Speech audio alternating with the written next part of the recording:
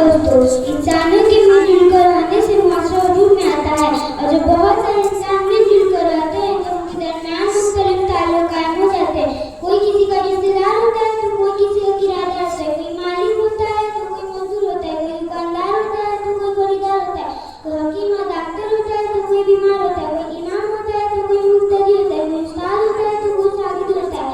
किसमें खानदान का ताल्लुक होता है, किसी से वतन और जुबान का ताल्लुक होता है। इन ताल्लुकात की वजह से किसी से मोहब्बत भी हो सकती है और किसी से नफरत भी हो सकती है, इत्तेफाक भी हो सकता है, इख्तिलाफ भी हो सकता है, और नायब भी हो सकती है और गमीयत भी हो सकती है, दूरी भी हो सकती है और गुर्बत भी हो सकती है। जब ये मसाइल पैदा होते हैं, इस्लाम अपने मानने वालों को कुछ मखसूस किस्म की हिदायत देता है।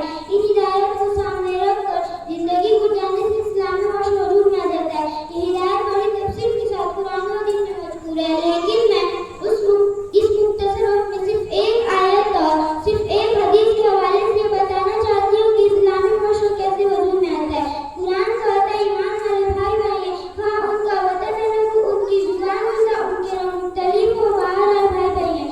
उनमें से एक अमीर है, दूसरा गरीब है, एक मालिक है, दूसरा मजदूर है, एक दुकानदार है, दूसरा खरीदार है, एक इमाम है, दूसरा मुक्तदी है, एक छोटा है, दूसरा बड़ा है, एक पाकिस्तान में है, दूसरा हिंदुस्तान में है, घर पे दूसरा चीनी है।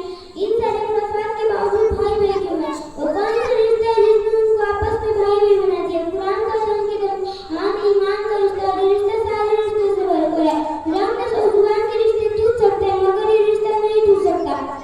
यह वो रिश्ता है जो काले को गोरे का भाई बनाता है, यह वो रिश्ता है जो अमीर को गरीब का भाई बनाता है, यह वो रिश्ता है जो अफ्रीकी